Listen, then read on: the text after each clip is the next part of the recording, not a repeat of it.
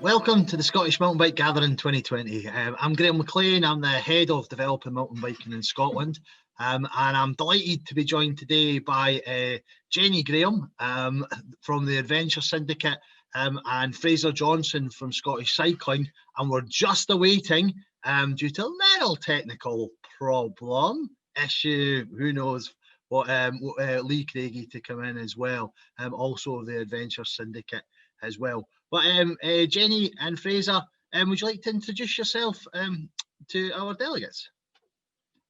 I'll go Jenny first. Excellent. Hi, Graham. It's so nice to be here. Thanks for inviting us along. Yep, I'm Jenny Graham. I'm an endurance rider from the Highlands of Scotland. And I hold the current world record for female cycling around the world. Thanks to COVID, I managed to keep hold of that for another year, but let's see what next year brings. Yeah, and I guess just to give you a little bit of a background on where I fit into the Adventure Syndicate and sort of how things have, progressed from the Adventure Syndicate since I've come on board. So I'm very much Highlander, born and bred in Inverness, brought up in a working class estate, council estate in Camiley's up here, where 30 years ago, I mean, I'm 40 now, but when I was a kid 30 years ago, if you were knocking about in a set of Lycra and skinny tires like I am now, you'd be classed as an absolute weirdo. Like, just the outdoor world wasn't visual to me as a young person. We played on bikes and built dens and had that kind of upbringing, but actually as a sport, it wasn't sort of very visual to me. And I fell into the outdoors when I was sort of in my mid-20s, and very quickly started working with young people who were often in the social care system. But they could be in mainstream schools, but they were sort of, we were using the outdoors to engage with them. And, I worked in that for 15 years, and it always struck me. I was like, here we go, this is the next generation.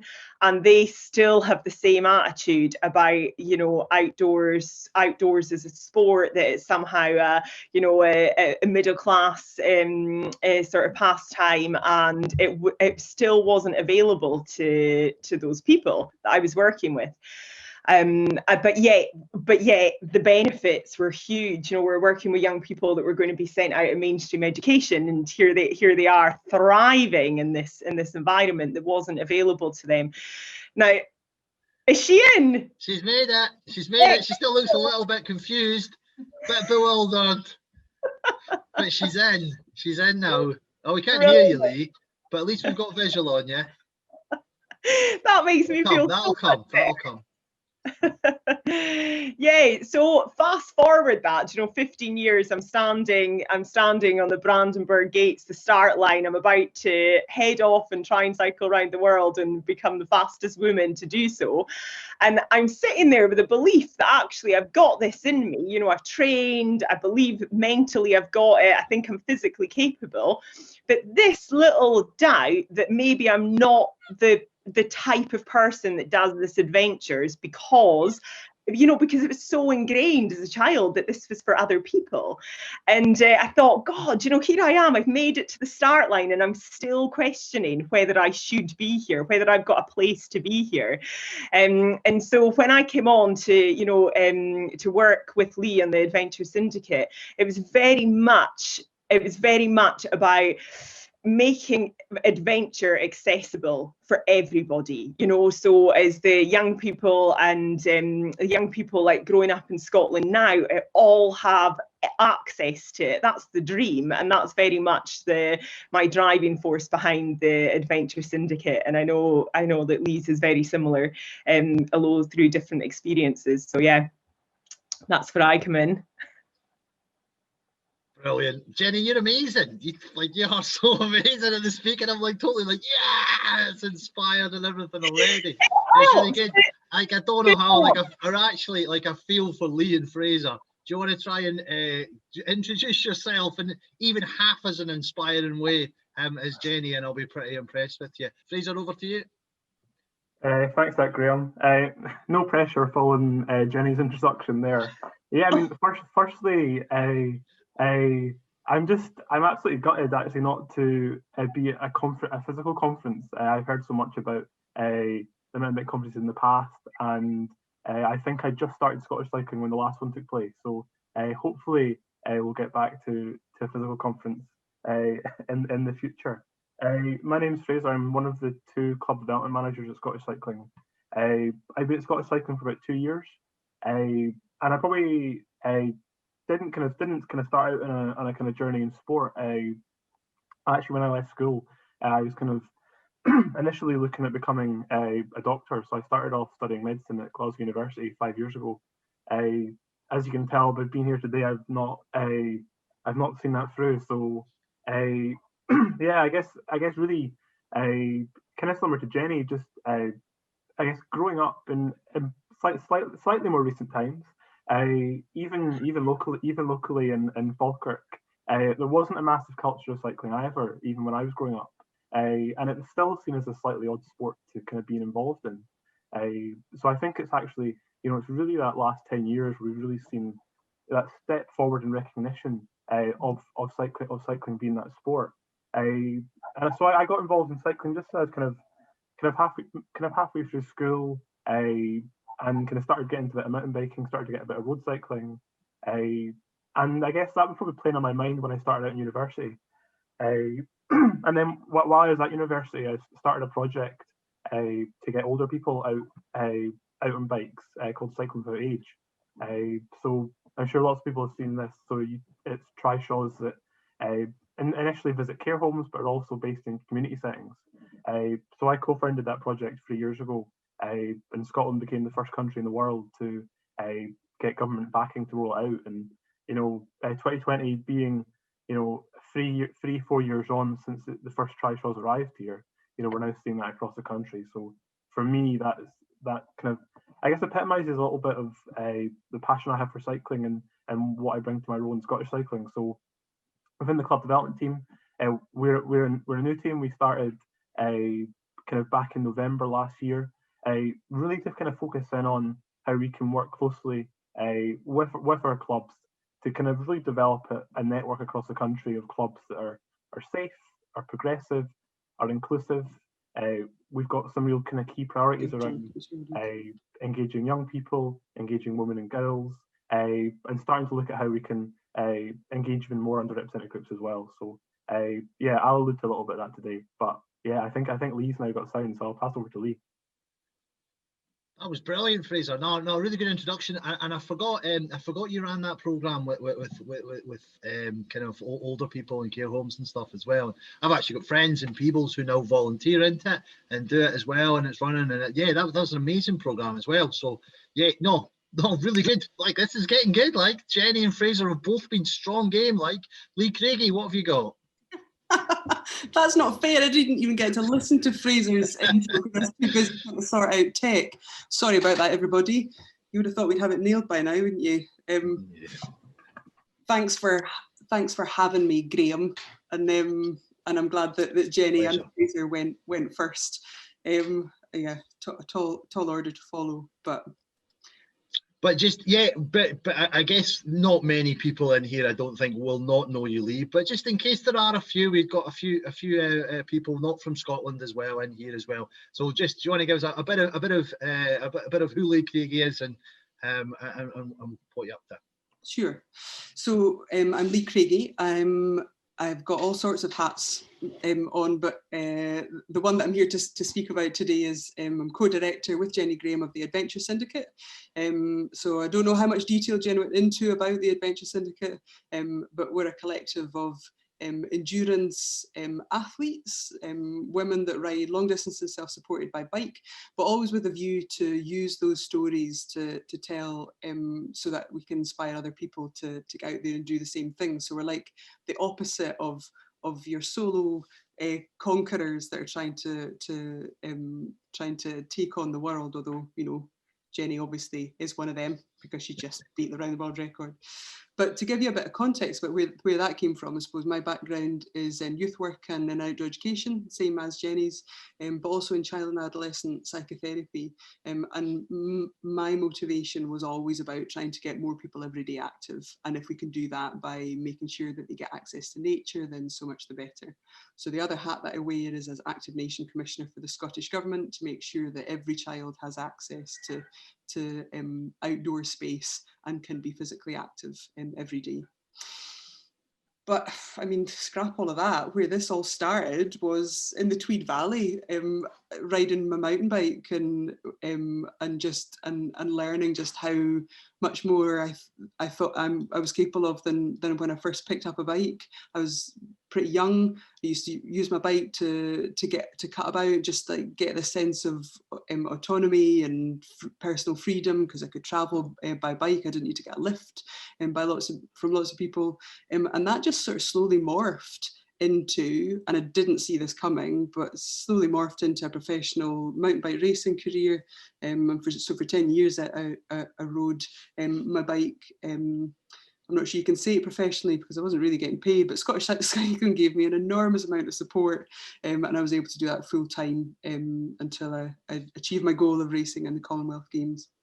And from the back of that, the Adventure Syndicate happened, because I think there's more than one way to skin a cat, and not everybody wants to be an elite athlete, but I think everybody can benefit from being outdoors and active. So bringing those two worlds together was the purpose of setting up the Adventure Syndicate post-professional mountain bike racing career.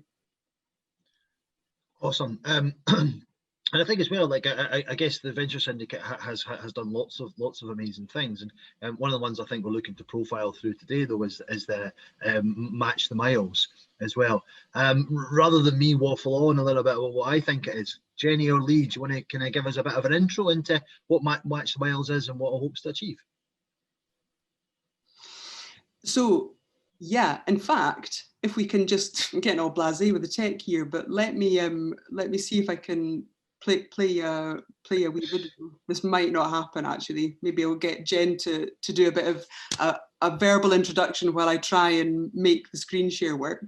That is big chat, Lee. It's taken you 20 minutes to log in, and now you're going to share your screen. Here we go. Yeah. That was what caused the problem.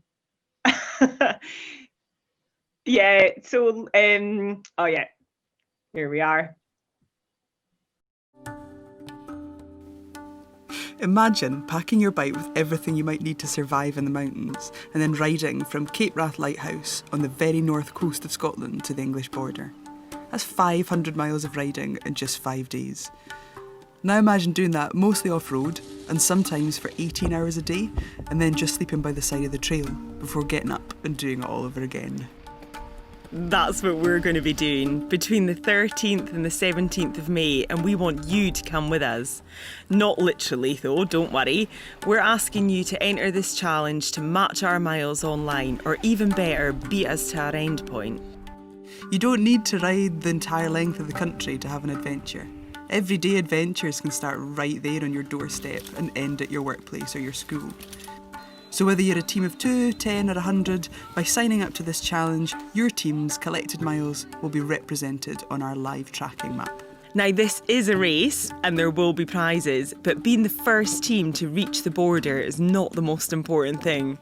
Travelling somewhere under your own steam is so satisfying, and if you're with friends or as part of a team, it's loads of fun, as well as having huge benefits socially, mentally and physically. And every mile counts, so whether you ride a bike or whether you run or walk or scoot, record those miles. Yep, and you will be amazed of what you're capable of. So if you want to join us in May, go along to the Adventure Syndicate website, match the miles and sign your team up.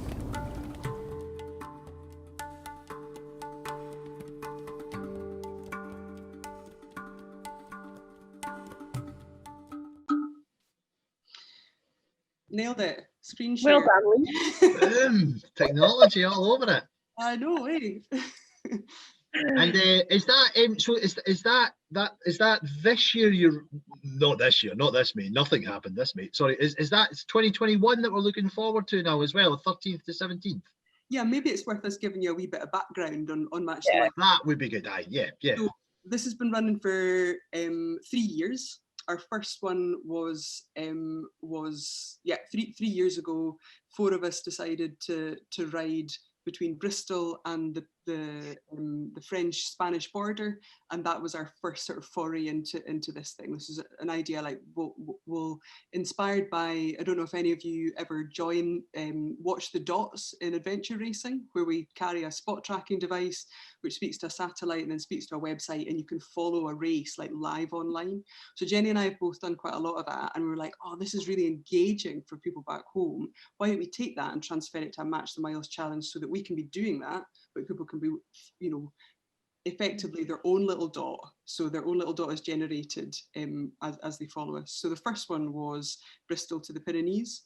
And it was based on that model, and we got some great engagement from that. We tried to get schools involved again, and there were teams of folk, and actually we did get beaten to the Spanish border by teams of, can't remember the school that beat us there. Dingwall Academy beat us there by about 1,000 miles. They were on it, like everyone was riding to school and during school and doing laps of the playground so that collectively they could beat us there. Yeah, and then that video that you've just seen was a development from that. Yeah, so we found that we were working with schools in Scotland, and we were working with young people across the board. But often, we'd go in and we'd say, oh, well, we cycled from, Bath, and we went down the west coast of France, and they're like, where? That has no relevance to where I am in up in Dingwall Academy, unless my parents have happened to, take me to France. Or it just didn't seem like it. We just thought, actually, maybe we could do a better job of this here. Maybe we could ride places that people are connected with, so the people that we're trying to engage can see that you don't have to go far away from, from home to be doing this and ride over to France, as much fun as that is, that actually you can ride the length of Scotland. You can leave from your school or your home, and you can make an adventure out of that. So that was the next step for us, to bring it back home and to do a Scottish adventure, and to to work on all the same principles as we had in the Pyrenees, but but just bringing it back home. And actually the engagement rate that year, I mean, obviously there's a natural sort of progression anyway, but we had so many more people. We had the 10 schools that we work with anyway, and that we were getting funded to work with. But then as a byproduct, we had 80 workplaces and individuals and sort of family groups that were taking part just off their own back. We weren't doing any sort of promotion around that, and they were just getting involved and coming out to meet us and things like that, and taking pictures of themselves on the trail. So yeah, it was a lovely progression. We've taken, and in those programs as well, you mentioned schools you work with, the workplaces, even if it's anecdotal, have you got stories of how that's made a difference to people's lives? Yeah, totally. So that one that you just saw, the video promotion of, we rode from the Highlands to Gala Academy. That was our stopping point, and it was horrific. It was in the middle of a storm Katrina or something. It was Fourth Road Bridge, and it was a total disaster. But we were never not going to get to Gala Academy. And Anila McKenna of Go Where Scotland had unbeknownst to us, had lined up press and media, and the whole school was out there to receive us. So we just had to get there. And we got there, and we were put straight into a full school assembly, and then off the back of that we were able to establish working partnerships with Gala, that then meant that we took 8 of their girls from their mountain bike programme on an overnight, on a bothy overnight. And I mean, we can share the stories from that, but that programme, coming from a school where Gala's fantastic, Gala Academy is brilliant, and they had loads and loads of people that went mountain biking recreationally, but it was quite male dominated. It was led by male teachers. There was a big male to female ratio imbalance, and we took this little core group of girls and we took them on an overnight, and all the boys are out, and we were like, how come they get to go on that? We want a shot of that. But we took these girls instead, and we gave them this experience, and they gave us this experience. They were absolutely brilliant, carrying, you know, their sleeping bags and just, you know, their food and stoves and everything into this remote bothy. And when they came back, some of the things that they were saying about what that experience had done for them, like the sense of confidence and self-reliance that came as a result of that, has meant that that group has now gone from strength to strength. And it's those girls that are leading the way by the sounds of things in that school, and that one of their female teachers has also totally stepped up and is leading the charge on that. So as one example of a school that really embraced that, you know, got inspired by us riding through a storm, but then had their own experience. And I think those two things together, what Match the Miles are all about. Yeah. Yeah, brilliant. I mean, I think as well, I think kind of might just bring in Fraser at this point as well, because I think as well, like that Gala High School has a club and has a programme there. How does Scottish Cycling look to work with schools and help generate clubs within schools and even workplaces and things as well? Yeah, I mean, I was actually when Jenny was talking about I think it was the 2018 edition of Match the Miles, I actually remember the race that year, because my old secondary school, Arbert High, were neck and neck for Dingwall for most of it. And then Dingwall, I don't know what they did, but they pulled it out of the bag and they surged ahead. But it's such an amazing concept, isn't it, really? Because I mean, I've seen before, particularly even during lockdown, where clubs have done a kind of virtual challenge, you know, trying to clock up the miles. But there's something nice about racing other people in it. So I think, you know, for us, you know, looking to the future, it's something that we really look at how we can, you know, not only get schools and more involved, but also how we can kind of animate clubs to do it as well. Like one of our clubs in South Lanarkshire, they actually cycle around the world virtually during the summer holidays. So you know, there's a massive catchment within there.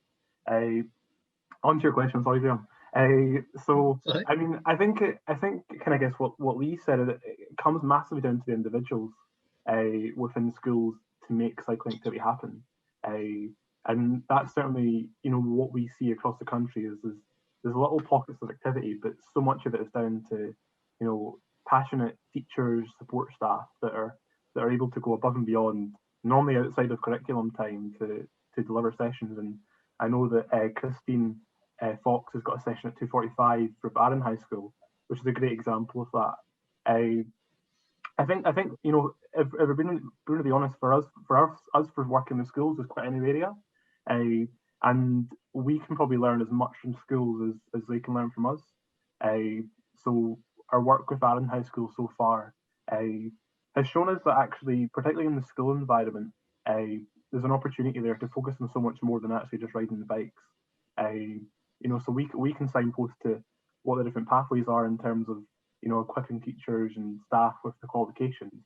But actually, it's about, you know, how else can cycling support other parts of the curriculum, be it trail maintenance, be it leadership skills through taking on the qualifications as young people. And for us, and for me in particular, having the role looking at young people within Scottish cycling, we want to try and profile that, showcase that, and start to really kind of create products that schools can easily engage with. Because I know from speaking to friends that work in PE and work in schools that there are so many conflicting priorities and there's so many different offers out there that, you know, cycling needs to create a really bespoke offering to cut through and make it simple for people to do. Because you know, there's been a massive opportunity recently, particularly as schools returned from lockdown, that actually cycling was one of the permitted sports that schools are able to do. And, you know, we've seen in Glasgow City through our Go Ride programme that, you know, schools have been so desperate for them to come in and deliver activity because actually cycling lends so well to the pandemic restrictions.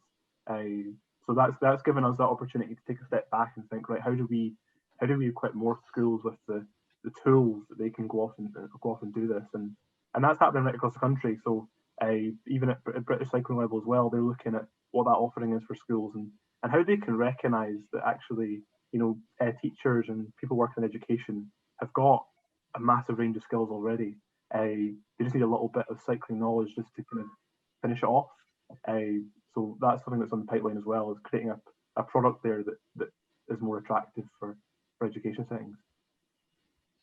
Yeah, no, that's great, and I think it is. I mean, I think what is interesting, I think as well, that you said before as well, is that a lot of what the activity that's happening around Match the Miles whilst you do your own adventure is quite local as well. And I think, you know, it's kind of to and from school, it's round about the park, it's round about the playing fields, it's into the local forests and things as well. And I think, you know, I know that kind of Christine and our team is working up the Foundation Leadership Award, and I think that'll be a really useful product to come in when it comes in next year to help teachers who are maybe looking at this, looking at Match the Miles. And because I think as well that I think, you know, looking at Galahad, looking at Ara and Dingwall, they've all got clubs and that, so that provides a lot of great support network through for kids to keep going and keep being active. Is that something you're finding, Jenny and Lee, when you have that club? Is that something schools should be aspiring towards? Definitely. I mean, we can look at all the schools that successfully sort of engage with us, and it comes down to these key teachers. You're absolutely right. And it's always like above and beyond, you know, this is never part of the curriculum, unless like primary schools often manage to make it part of their curriculum. But it is teachers going above and beyond. We looked at that was one of the reasons that we looked at developing the app. So now we've got a Match the Miles app, because actually to engage with us as a school without the app relied on a teacher not only to be promoting this and to be, you know, setting different activities up, but also every single day getting the kids to come to them, log their miles, check that their miles are sort of right and they're not like all over the place. And it was just, you know, you have to be really driven and believe in it to do that. So yeah, we hope that the app kind of takes off a little bit of that pressure. But yeah, definitely any support that we can get for those teachers will make such a difference. Yeah, and I guess as well, part of kind of, I guess, our responsibility, Fraser's responsibility as well, will be to try and just give people systems and setups so that those teachers who will be inspired, will hopefully watching this, can then be inspired and then can then go, we'll do Match the Miles this year, and then I'll get trained up and we'll start a club, and then we're going to win Match the Miles next year. I guess that's what we're kind of hoping for as well. And then I guess into next year for Match the Miles as well. In 2021, I guess we're all hoping we get a bit of a break with the COVID and easing and things as well and everything. And do you want to just talk us through? I know we've seen the video on it. Just talk us through a bit more of your plans and your hopes and how people will engage with 2021. Yeah, I mean, we're going to give you lots of detail about that in the next in the next session about actually what we're going to be doing in 2021. But it's very much you know, we've developed the app that we can sort of show you around and tell you a bit more about. We've taken that ethos of like of traveling and adventuring locally as opposed to going far away. We've taken that like a little step closer to even what it was last time when we were riding down to Scotland. And we've tried to make it as sort of COVID friendly as possible. We ran an amazing Match the Miles where we had a huge attendance in April. You know, there was like 1,500 people downloaded the app, but we really hope that's not going to happen again next year. We're all done with it, aren't we? We're all done with Zoom inspiration. But after this event, obviously. But so we'll definitely sort of chat you through that in a little bit more detail and see how we've developed it. It's exciting. Yeah. And a lot more partnership working as well, you know, like with you guys and with Fraser and lots of partners across Scotland. And that's the key, isn't it? Like, there's so many people, you must find this, there's so many people doing amazing things, running incredible projects, and just finding those people and tapping into what they're already doing. It's a little bit like the school thing. Like, Lee and I can come in with this cool, like we think it's a cool project and we're getting great feedback from it, but actually the hard work is in having that connections, isn't it? It's been on the ground, it's been there daily to engage with these young people and to encourage them on. And we can often come in and do the glitzy bits, but totally relies on other people being there to do the sort of, you know, the foundation work of it. So anyone that we can tap into that are working in these areas, we're delighted to be teaming up with folk. Cool. Do you want us, I mean, go on, Lee, sorry. when do you want us to go into more detail about next year? Wait, that was my kind of lead into that. Jenny's like, we'll do it later. I'm like, do it now, we'll get it done now. Let's go. It wasn't on the have I not mentioned something? I'm looking at my notes going, what have I missed? What have I missed? But let's go in, let's dig in a bit more detail into that as well. Right. That would be really useful. Looking at next year, yeah, it'd be great to see that lead.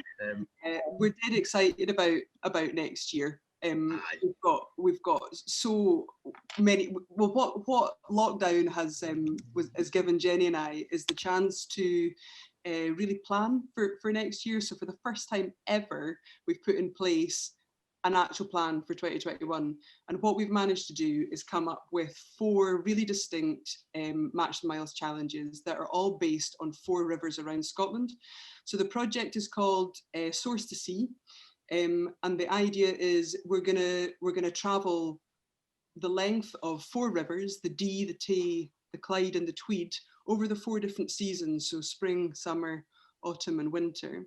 We're going to travel from the very source to the sea over it using bikes and pack rafts. So our daily mileage is going to be a lot less than how we've done this in the past, and encouraging schools and communities at these river ends, so in the population centres, so in Dundee, in Berwick, in Glasgow and in Aberdeen, to really get on board and travel actively to school and to work in order to match our miles. So what we're trying to do is encourage the everyday local adventuring. So what we're trying to say is you don't need to put your bike on your car and drive it hundreds of miles to go for an adventure. It happens on your doorstep. Just get on your bike outside your door and look what we're doing right in your local area. All we're doing is we're following this arbitrary blue line up down a map. You can do that in reverse, and the stuff that you will find is going to be amazing. And we're doing this in a slightly different way. We're trying to bring in an element of adventure. So we don't like to do things easily. So we're using pack rafts. So you can see here in the River Tay, this is a bike on the front of a pack raft. And here you can only just see on the front of my bike here, the pack raft folds up and goes on to the handlebars. So we're going to be paddling with our bikes on our boats and then riding with our boats on our bikes. And each journey will take between 4 and 7 days. So each Match the Miles challenge will take between 4 and 7 days. So that's the plan for next year. We've got another wee video that we can show you. It's only 1:39 long and it's beautiful. You want to see it?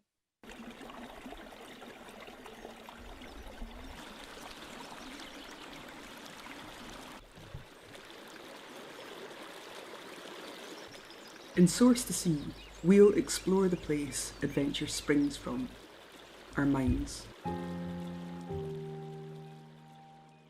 Starting high in the mountains at the very source of Scotland's rivers, we'll go with the flow and hike, bike and pack raft these journeys as they gather momentum, eventually reaching the sea. We won't go fast. Instead, we'll take the time to explore our natural surroundings and meet the people to whom the rivers give life. Enter the wild with care, my love, and speak the things you see. Let new names take and root and thrive and grow. And even as you travel far from heather, crag and river, may you, like the little fisher, set the stream alight with glitter. May you enter now as otter, without falter, into water. This is the spirit of adventure. This is Source to Sea. Look to the sky with care, my love, and speak the things you see. Let new names take a root and thrive and grow. I think that's so key, this stuff. Like you just saw at the end there, all the stuff that we're going to be producing as a result of this, a podcast series. We're going to be working with a musician, Julie Fowlis. We're going to be creating a guidebook from this. We're going to be releasing little snapshots of film, and all with the idea that, you know, you don't need to go fast and hard. This doesn't necessarily need to be a race. It's just about getting out there and enjoying your local surrounds, and getting inspired. Like we get hung up on this idea that we need to win stuff, or we need to get somewhere really fast, and we're trying to turn that on its head a little bit with this. How about we just find the joy in daily, everyday journeys using our bikes? Yeah, that's great, and then that'll feed in, because you've got these adventures going across the seasons next year, and then you're looking though at Match the Miles for that as well. Is that you're looking at a week of that? Is that right? How do the two kind of interact with each other?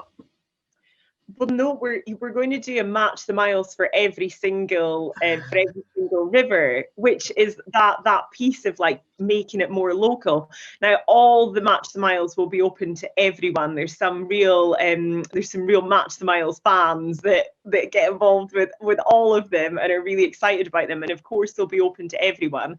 But that thing of making it more specific for, you know, we'll really be engaging with schools on that particular river, at the source of that river, working with like local businesses on the river, working with the radio stations to promote it. So people in that area are going to be alerted to Match the Miles, and actually we're going to be matching the miles in their hometowns and on their riverbanks, you know.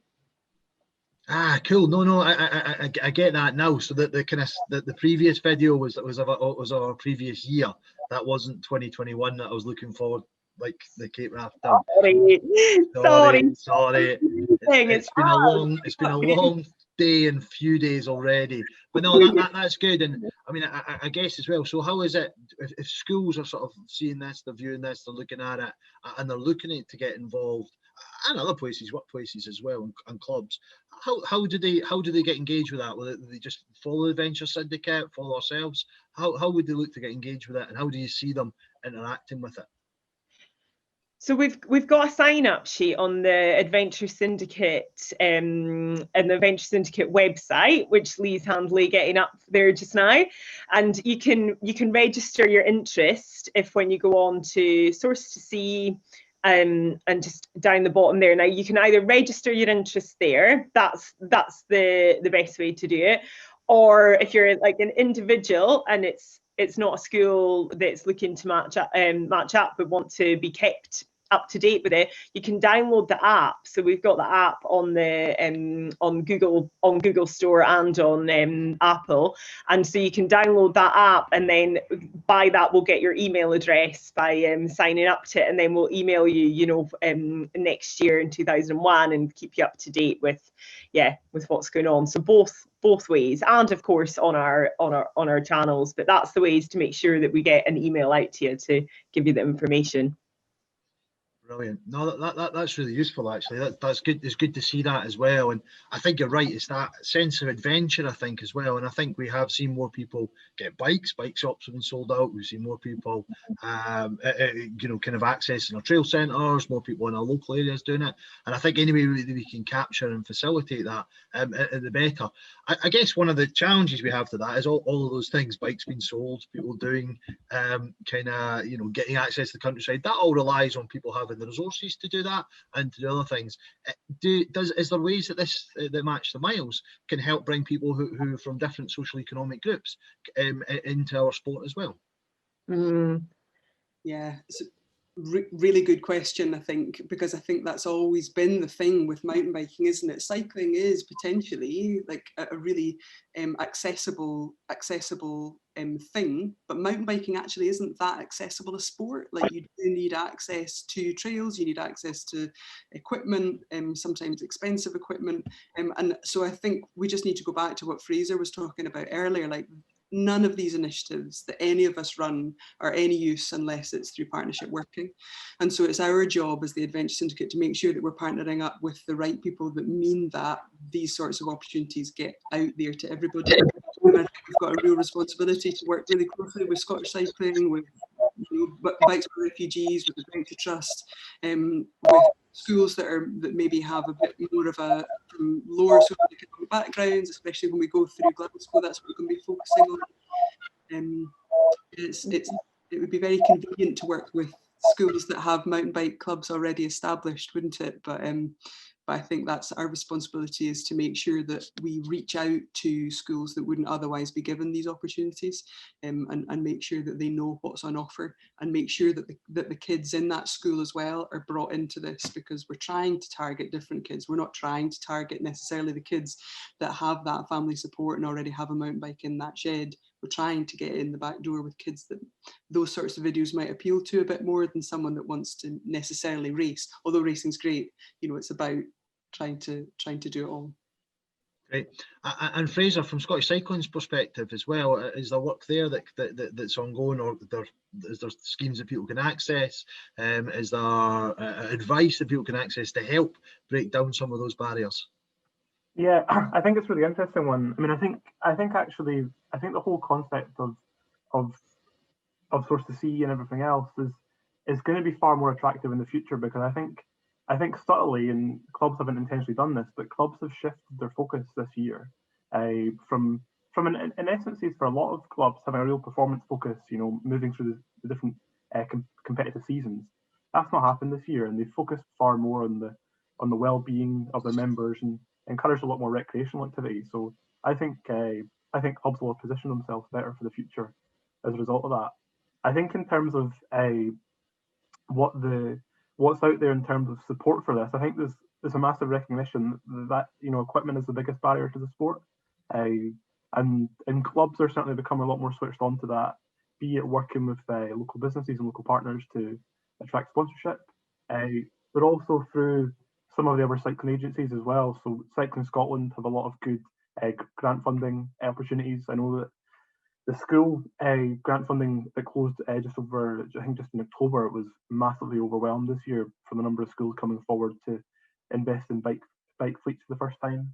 And the other partners too, like Pass for All, are increasingly investing in cycling. So we are certainly becoming more aware of what those different opportunities are, and hearing more stories coming through from our clubs about how they've tapped into these funds, and then how they're actually demonstrating the impact of what they're doing. Because it's not about finding avenues by which we can give more bikes to people that already have bikes.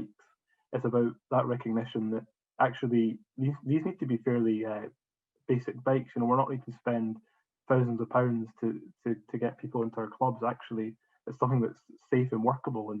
And I was actually back in Women and Girls in Sport Week, I was really struck when we had Kerry McPhee doing an interview with one of our young people's panel members, and when she was asked, where would you go for a bike, she suggested Recycle Bike, which is a great third sector social enterprise in Stirling that has massively provided to local communities, a first bike, or the opportunity to get a set of wheels over lockdown and beyond. So yeah, I think we're hoping to profile more of that, because certainly more clubs are starting to tap into what those different funds are, and also we've had some funding opportunities in the past where we haven't necessarily provided funding for equipment, but we have kind of recognised some of the wraparound stuff as well. So providing additional training support so we can get more coaches and leaders in certain environments too.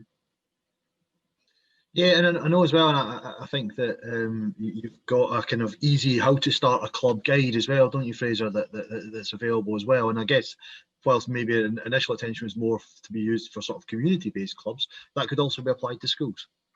Totally, yeah. I mean, I was reviewing it yesterday, because at the moment we're kind of, I guess, digitizing it to create a much more of an interactive resource. And what we're hoping to do is, through some of the discussions we can have with the likes of Arran High School, is create a starter club guide, but in the school setting, because we aren't necessarily experts in all the ins and outs of even things like insurance, etc. So we want to get their input to make sure it's a fit for purpose thing. And also, I guess a lot of the considerations that a community club has aren't necessarily need to be made the same within a school setting, because actually they don't have to worry so much about what else is already out there, because they're catering to their sole audience. So yeah, the hope is that we'll have how to start a club in a school setting pack online resource in the kind of first to second quarter of 2021 that we can churn out through our channels to see even more great examples out there of school clubs. Yeah, that'd be good. I mean, I guess that sort of builds on it as well. If we've got that ready there, and we've got schools coming in and accessing Match the Wilds, and they're able to do things, and I guess all of that leads to being a really strong lasting legacy. I mean, is that the sort of lasting legacy, Lee and Jenny, that you want to see happen from Match the Wilds, and what's your kind of aspirations of that and source to see next year and beyond? Yeah, well, Match the Miles traditionally has been funded by Pass for All, that was just mentioned there, actually. So Pass for All focuses is about trying to encourage more people to leave the car at home and undertake those everyday journeys by foot or by bike. And that we feel really passionate about. These sustainable journeys, the bike is the solution to so much, our mental and physical ill health, but also our environmental crisis. So we're totally 100% behind that. If we can get the schools that are on board for us, naturally accessing those health and emotional benefits for those young people, that is absolutely brilliant. That's what it's all about, and engaging them on whatever level. But if the byproduct of that can be, more people are leaving their cars at home and creating shared spaces where we can actually move around actively, we can share the road, and we can understand all the different societal benefits to be had from riding our bikes for utility journeys. And that those utility journeys don't need to just be boring to the shops and to school. We can make them fun. We can go a fun way to school. We can embed this into our daily lives. That would be amazing for us. Having an adventure on the way to school. What better way to start your day? That's what we want for the schools that we work with. Yeah, and Jenny.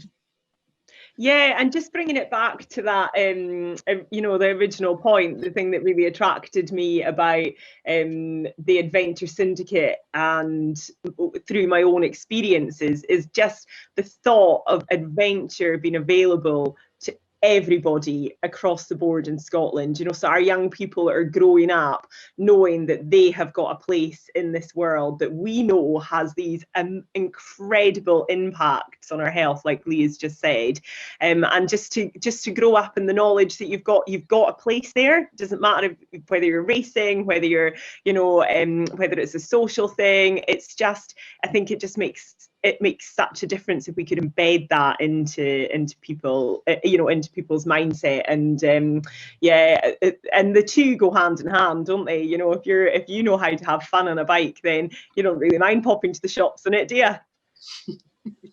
No, no, totally right. And I think that it's kind of normalizing adventure a little bit, isn't it?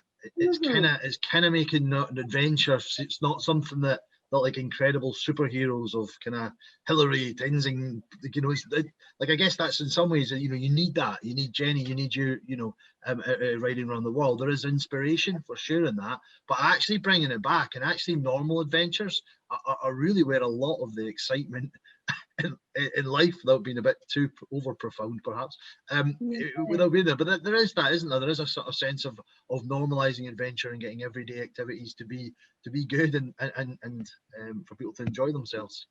Yeah, exactly. And this is a standard that we're setting for ourselves and our children to, a way of living. This is the way that we're going to live, and this is how we're going to protect our sort of well-being, is by being out and having adventures and with the people that we really like. Or sometimes the people that you've got no choice but to ride a river with, Jen. Sometimes you just have to maybe there'll be more choice if there's just if adventure is more accessible. Maybe you and I won't have to do everything together. So that's it. Your real aspirations for this, Jenny, is to actually just get some more friends, really. New buddies, mate. That's it. So, Smile, Peg. I just hope at the end of this I can get a new pal apart from Lee. That's good. I'm going to leave my phone number in the chat box below.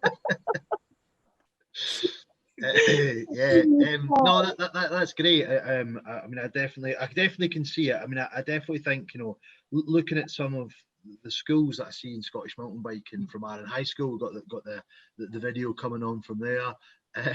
We've got, you know, like you mentioned, Gallus Shields, Dingwall, all of those schools, Larbert High as well that you mentioned as well, Fraser, which has got an incredible facility right next to it as well, which we'll hopefully see more of as the facilities fund comes on. All of these ones, all of these schools, it's all started off with maybe one teacher. It's one teacher doing a bit, and they've taken on as much as they could take on, because we understand that they've got a lot of commitments to have as well. So they've taken on a bit as much as they can. But if they've managed to maintain that energy, like they've brought others in with them, they brought others in, and it's grown and it's grown, and then they can link into sort of, you know, kind of national programs like this that are inspirational, and they combine arts and podcast and storytelling and video telling through this as well.